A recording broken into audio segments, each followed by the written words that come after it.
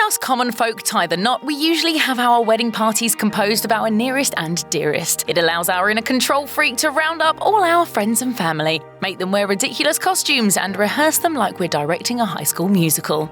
Well, one high-profile bride who tied the knot not so long ago had a wedding in which her equally famous sister-in-law was not asked to be a member of the wedding party. And ever since then, we've been wondering why Meghan Markle didn't ask Duchess of Cambridge Kate Middleton to be one of her bridesmaids, if not her matron of honour. Meghan's own family, after all, didn't offer any likely candidates, as she's on the outs with her only half-sister. So why was Kate merely a guest at the wedding rather than attending the bride?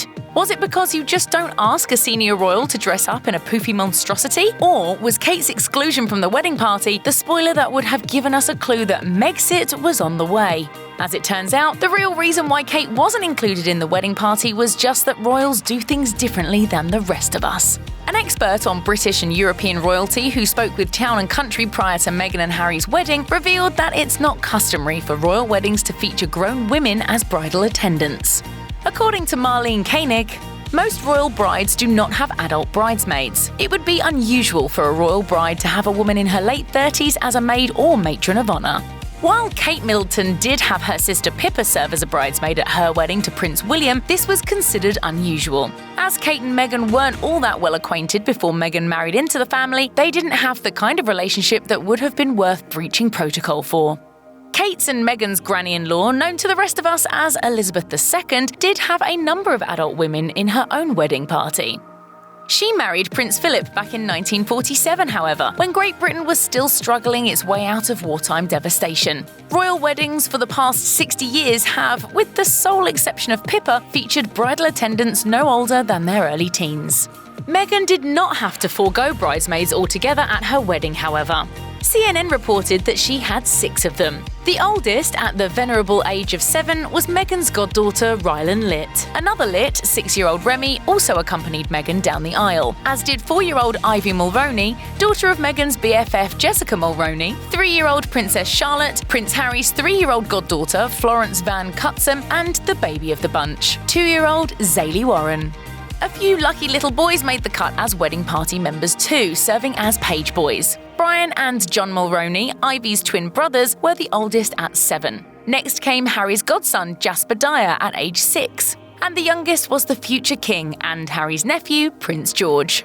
The boys looked handsome in dark uniforms, while the girls were pretty in puffy-sleeved silk.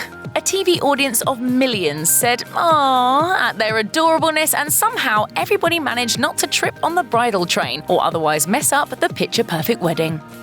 The stress of life in the royal fishbowl was famously hard on Meghan, who'd been used to a different kind of spotlight in her career as an actress. However, she and Kate Middleton actually did enjoy a rather close relationship before Meghan and Harry stepped down from their role as royals. The decision that I have made for my wife and I to step back is not one I made lightly.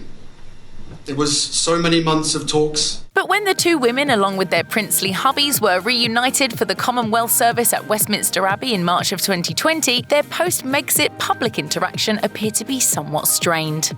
The Daily Mail reported that Kate, in particular, was very upset by Prince Harry's and Meghan Markle's departure for Canada, describing her as being, quote, very sad over how things turned out.